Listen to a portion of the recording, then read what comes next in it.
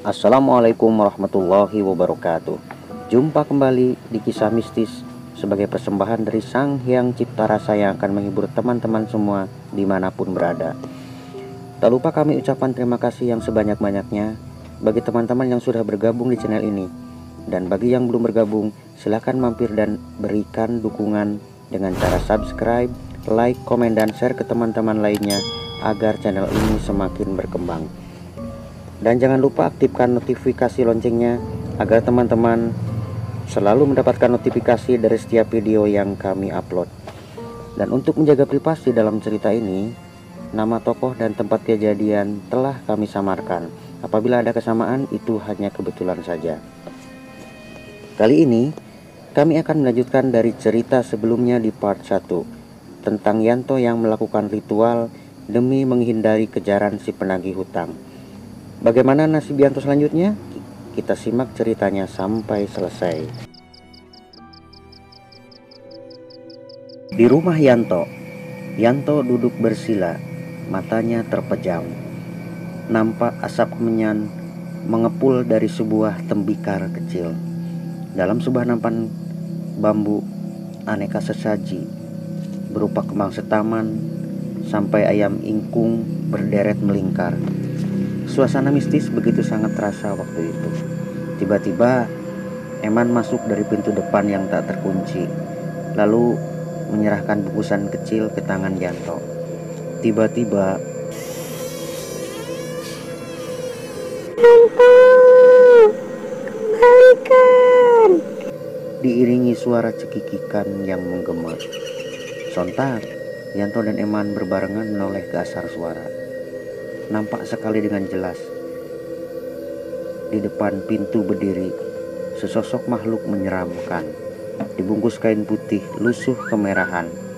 Nampak di bagian wajahnya yang terbuka, dua bola matanya tergantung keluar, dan dari lubang bola matanya menetes darah yang berbau busuk.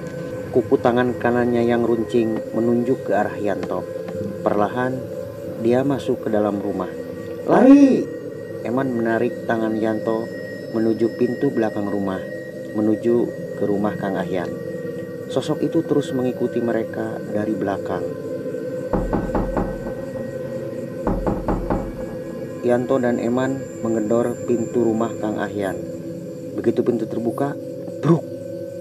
Tubuh Eman dan Yanto jatuh tersungkur menimpa kaki Kang Ahyan. Kang Ahyan segera membantu mereka berdiri, kemudian meloncat keluar rumah. Dihadapinya sosok tadi dengan tanpa rasa takut sedikit pun. Jangan ikut campur! Teriak sosok itu, dan segera menyerang Kang Ahyan dengan kuku-kuku runcing yang siap menerkam.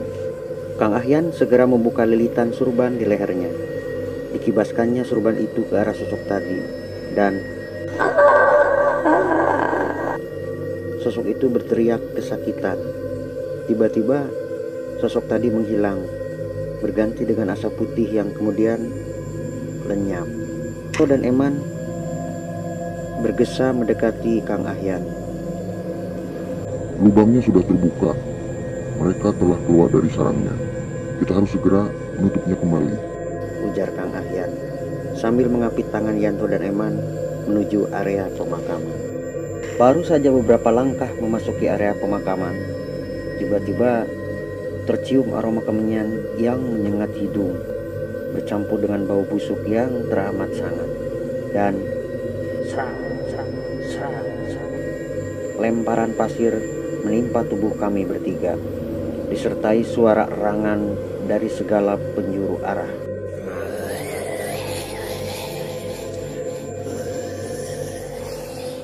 Kami segera membaca beberapa doa sambil menyeka pasir di kepala kami bertiga. Kang Ahyan yang berjalan paling depan seketika menghentikan langkahnya. Hampir saja Yanto dan Eman menabrak tubuh Kang Ahyan. Terdengar Kang Ahyan berkomat-kamit membaca sesuatu sambil tangannya merogoh saku bajunya. Lalu ditaburkannya benda itu di 4 penjuru arah. Suara erangan pun terhenti. Hening seketika. Bahkan suara binatang malam pun sepertinya enggan membunyikan suaranya. sepi. Sesampainya di lokasi makam, terlihat lubang sekepalan tangan menganga. Padahal tadi Eman sudah menutup rapat, bahkan dipadatinya dengan injakan kakinya.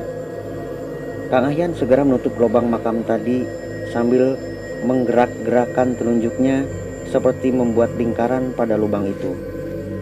Beberapa langkah lagi keluar dari area pemakaman, rumpun bambu di pojok area makam bergerak dengan sangat kencang, seakan hendak tercabut dari akarnya. Suara gesekan bambu dan ranting bergemuruh dengan keras, seperti ada sesosok yang tak kasat mata yang sangat besar dan kuat menggerak-gerakkan pohon bambu itu. Dan gemuruh angin hanya di pohon bambu itu saja, sementara pohon lain di sekitar hanya terdiam. Benar saja, pandangan mereka bertiga seketika tertuju pada sosok hitam tinggi besar. Tingginya melebihi pohon bambu itu. Sosok itu mencengkram pohon bambu itu dan menggerak-gerakkannya dengan cepat. Kang Ahyan, Yanto dan Eman bergegas berlari ke tanah yang agak lapang untuk menghindari sesuatu yang seakan hendak menerkam mereka bertiga. Angin kencang terus memburu mereka bertiga tanpa henti. Kang Ahyan, Yanto dan Eman segera duduk bersila menghadap ke arah sosok di rumpun pohon bambu yang terus mengamuk. Setelah mengatur nafas, Kang Ahyan memejamkan mata diikuti oleh yang lainnya. Kang Ahyan mencoba berkomunikasi dengan makhluk tersebut. Beberapa menit berlalu. Guncangan pada pohon bambu perlahan-lahan terhenti. Sunyi. Angin yang dari tadi gemuruh terdiam. Suasana pun kembali normal seperti semula.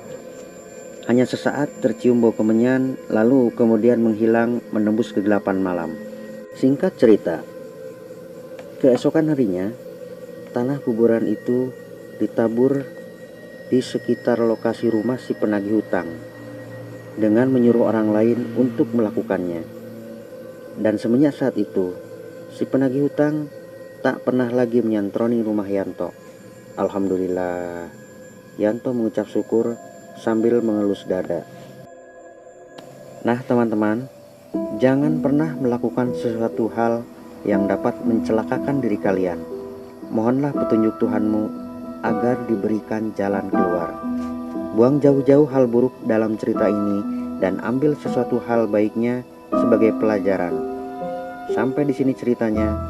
Mohon maaf apabila ada salah-salah kata. Sampai jumpa di cerita selanjutnya. Assalamualaikum warahmatullahi wabarakatuh.